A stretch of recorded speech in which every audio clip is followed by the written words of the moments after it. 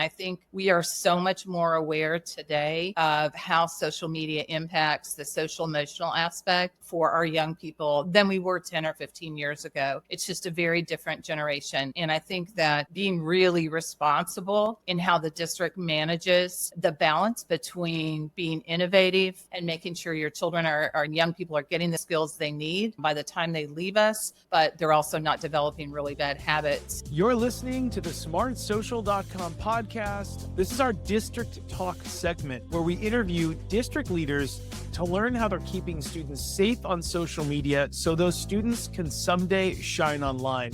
Now, let's get back to the interview. Welcome, everyone. I'm Andrea Allen with Smart Social, and today we have with us Superintendent Dr. Toni Jones. It is so great to have you join us. Hi, I'm Toni Jones. I'm superintendent in Greenwich Public Schools in Connecticut, and we're located right on the border with New York, outside of New York City. We have right around 9,000 students and 15 schools, 11 elementaries, 3 middle schools, and 1 large high school.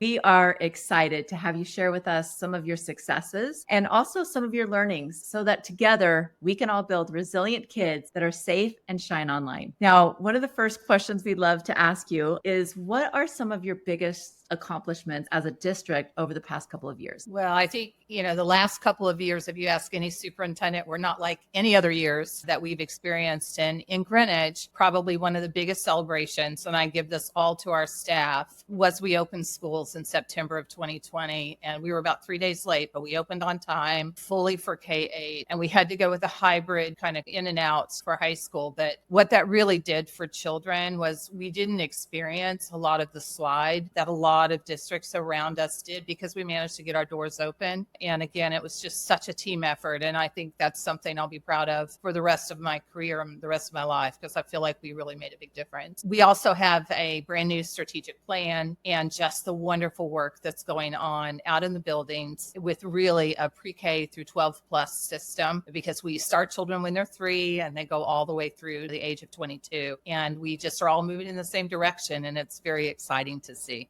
right now. How incredible and inspiring that you were able to open up your doors. You were one of few, I'm sure, during that time. So that's a huge accomplishment. And your strategic planning, I love that. From age 3 to 22, you have a plan to help those kids on the back end of high school as well. That's inspiring. Absolutely. Every student matters. Love that. What advice do you have for other school districts about how you deal with social media issues that originate on social media apps? We're talking TikTok and Instagram and Snapchat that are creating a real problem on campus and also at home. I think we are all grappling with this issue, and probably more in the last 6 months than we have in a long time, especially on the East Coast, where there's a lot of discussion about banning cell phones and not having access. And I think we are so much more aware today of how social media impacts the social emotional aspect for our young people than we were 10 or 15 years ago. It's just a very different generation. And I think that being really responsible in how the district manages the balance between being innovative and making sure your children our young people are getting the skills they need by the time they leave us, but they're also not developing really bad habits. And we have a brand new regulation this year, and we're trying to be very vigilant. In K-8, our students can still have cell phones in their backpack. They can have them in their lockers. So from a safety standpoint, that kind of gives our parents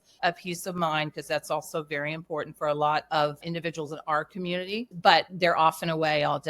When we get to high school, it's obviously a little bit more freedom with responsibility is a term we use. They don't use them in the instructional block at all. And we've been doing that for several years. And if the teachers have notes on the board or something of that nature, they'll actually raise their hand at the end of class and say, can I take a picture of the board? They do use the phones at lunch. And oddly enough, I was just in a great conversation with our student government about 2 hours ago today, and really trying to encourage our students. We have a large committee that's working on this issue right now. What can we do to help young people, first of all, be more aware of the situation and the world in which they live and how the phone is impacting them? And can we work with our students in partnership and have Tech-Free Tuesdays, or where we actually have lunch and everybody makes a commitment to put their phones away unless they have an emergency or really need to check in, and maybe there's a check-in area to do that. And the students actually recommended, well, maybe if they need to use their phone, that's where the media center is open. But in the cafeteria, we could have a phone-free zone. Whether or not we'll get there or not, but I would love to do it with our students in partnership. I think it'll be much more successful if we're able to do that with our high school age students. I love that you're involving the students in the conversation. This cell phone free school conversation is really big right now. That was one of our questions we definitely wanted to cover today. So jumping right in and sharing what is working for your schools, what's working for your parents, so they feel like their kids are safe. But I love this idea of that cell phone free cafeteria at lunch. I hope we can get there. Even if it was one day a week, that would be a big win with teenagers. One of the students said today that just by starting this conversation, we sent out a newsletter about 2 weeks before school started to,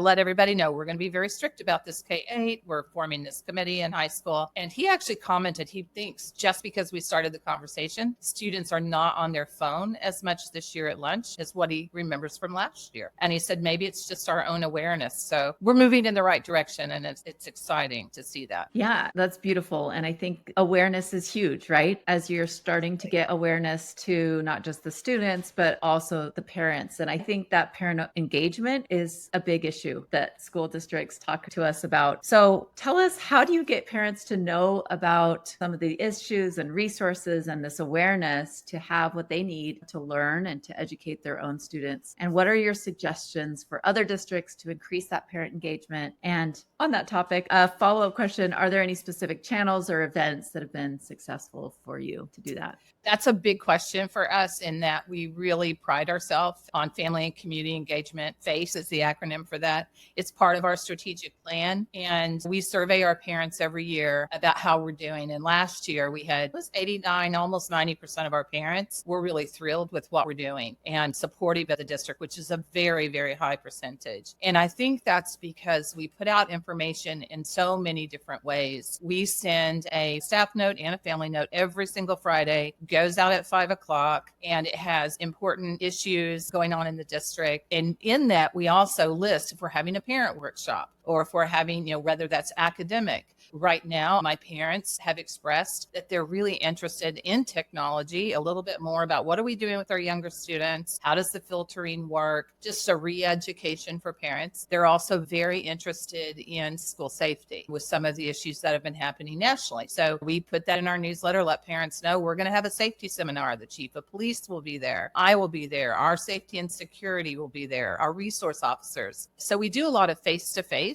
workshops, seminars. We do a lot in writing. And then our forward, we call them forward-facing documents for parents on our website. It's very, very extensive. And working with our PTA, they tell us, where we're weak. We want to know more about how you teach about the Holocaust, for instance. That was a big issue for us last year. So we updated all of our documents so that they had a better understanding of where that's taught and what's taught across all of our levels from elementary through high school. It's so multifaceted, and parents can pick and choose what works for them. And one of my buildings last year started something new, and they actually once a month were inviting parents to come in to the building and go into the classroom and really see math being taught. And they had different topics. And we were just amazed at how many parents actually were taking us up on that opportunity because they want to see what goes on inside the classroom. And then last but not least, I will say, I think making sure that everything has a virtual option. So if our board meetings, if we're doing a workshop, trying to have it so a parent can dial in from home, if they have an 8-month-old and a 5-year-old and a 10-year-old, it's really hard to go to a meeting, whether it's at 2:00 or 7:00.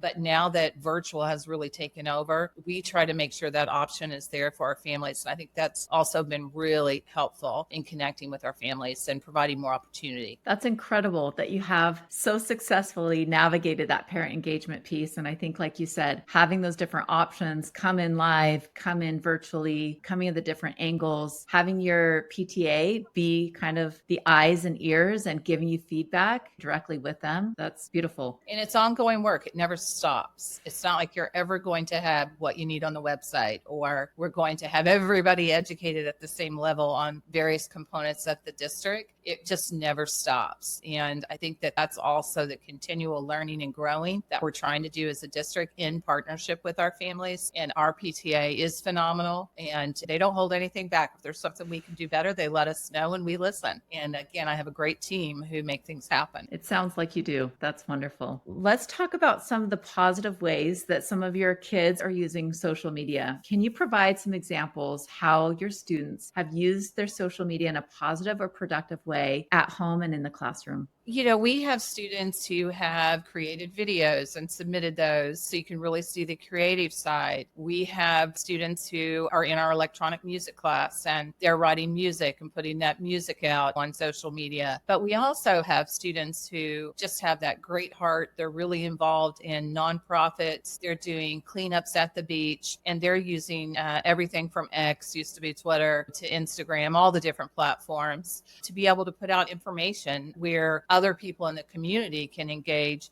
And it's not even just the school, it is community and community wide. And then they also contribute items to the district newsletter. They'll send us information so that when we push it out on our platform, we're also kind of partnering in that. And so the students are so creative. And I think the way they use social media are cardinal crazies at the high school. You'll see them at the football game and they push things out, especially if it's a big win, and get some of the best video. But I think they're just so creative in the way that they use social media and in a positive way. They are pretty brilliant. We talk about us trying to teach them, and it really is always about them teaching us, right? They're always ahead of us. They're always thinking above and beyond. We talk about how detrimental social media and these things are to our kids and some of those behaviors, which is absolutely true. And yet we can see all the beautiful things and the information and how they truly shine and create such positive ripples with how they're using social media. So it is beautiful. Yeah. So thank you. Honestly, I think we have such a bright future with this generation. They are really incredibly smart. They're very thoughtful. They're environmentally aware. I just think the next generation of adults is going to be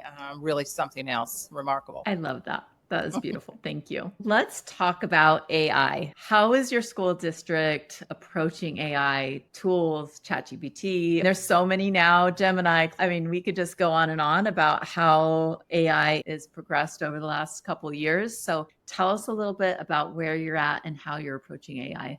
For me as a school superintendent, I'm really excited about artificial intelligence and not only how it can be utilized instructionally, but just from the workforce aspect of efficiency. There are so many things that can be enhanced in our work life as well. And we in Connecticut have a Connecticut data privacy law that's very strict. So utilizing AI in the classroom with students on platforms, it's almost impossible in order to meet the compliance aspect. So what we've done is we brought a large committee of teachers. It was all volunteer who's interested in this topic that came together last year as a committee. And they actually started working on different components of a regulation, like a guidance document for the district. And then because they were the teachers that were already involved in using it, they told us what platforms they wanted to make sure were accessible and open in the district. And after that large committee, we also made sure that our network was segmented so our teachers can get whatever they want or need, and our students are really still shut down. I know a lot of districts already do that. Some have not done that yet, but that really is a game changer as well, because then our teachers in doing things like lesson planning, we have our special education department who is using artificial intelligence by some of our teachers when they have, for instance, a 7th grade science class and the content is written at quite a high level that they want their students to engage with, but maybe there's a student that reads on a 3rd grade level. So they can get the same content at a 3rd grade level from a readability level, and they can do that in 60 seconds. So granted, you have to proof things, you still have to make sure they're high quality, but just from a time saving aspect, that's what we're finding. We also know from a curriculum writing standpoint, when the state puts out new standards, we will often bring a team together in the summer, and just grabbing the standards from the state and putting them into a document takes time, let alone creating the lessons that go with those new standards. Now we can actually put it into AI, generate the standards document again within minutes, and get to the real work that we need to be doing. So I'm very, very excited about what a difference AI I think is going to make in the future, not only in education, but just in the work life of the young people who are going to go out in the world. It is going to change things really quickly. I mean, it already has. I love the examples that you shared and how AI is really making a difference for your teachers. And we just hosted our big event on AI, and all of the feedback from parents and students and how they're using it in such creative ways to really help them be successful is encouraging. We're just starting here. Like, that's why we brought teachers that were using it together, because I think there are still a lot of teachers who are afraid of it, don't understand it, not sure how to use it. And so really getting it kind of the grassroots effort, because teachers learn best from other teachers. And so I'm excited about how we're going to be able to grow over the next couple of years and just our teachers working together and learning more about AI. We're going to be doing workshops this year for teachers that want to attend them. Oh, that's perfect. Well, the future is very bright, and I so appreciate your time and sharing all of your thoughts and ideas with us here at Smart Social. Is there anything else that you would like to share with us here today on any other topic? If there's a district that is looking at strategic planning, we really went into the strategic planning on a page, because often districts create strategic plans that are 4 inches thick in a big notebook, and they sit on the shelf and nobody ever looks at them. And what we've been able to do over the last 2 years in creating this strategic plan in partnership with our Board of Education, I feel like everybody in the district is on the same page. We all know what the metrics are. Every building has their school improvement plan that ties into the district. My superintendent goals tie into the strategic plan. And so I just encourage people, check out our website. You can see what's there. And we're going to be sharing actually at a conference in Connecticut in November on this very topic, because it is one that a lot of school districts grapple with when you're ready to have a new strategic plan. And there are so many different ways to approach it. But I think simplicity can create excellence. And I'm real excited about the work we're doing. Thank you. I love that. Definitely reach out, and if you're challenged in that strategic plan, sounds like you're the place to go to. So thank you for sharing that. Superintendent Dr. Toni Jones, thank you for joining us for our episode here today. Your voice and insights are so valuable to school districts across the country. We hope to see everyone here again on our next Smart Social podcast episode. Bye for now. Thank you. Thanks for listening to our smartsocial.com podcast. This was our District Talk segment where we interview school district leaders to learn how they're keeping students safe on social media so those students can someday launch into their future by shining online. This episode was brought to you by our smartsocial.com VIP program. It's called the Very Informed Parent Program, which helps you engage your students with teen-led video lessons. Stay one step ahead with our premium parent newsletter and discover hidden features on trending apps on teens' phones and our 54 plus live parent and student-friendly events every single year. You can click on the link below to chat with one of our team members if you want a free pass to our VIP program to support your community with our smartsocial.com resources. And if you're a district leader who has a success story, we would love to feature you on a future episode. You can click the links below to reach out. Thanks so much for listening, and we look forward to seeing you on the next episode. Have a great day.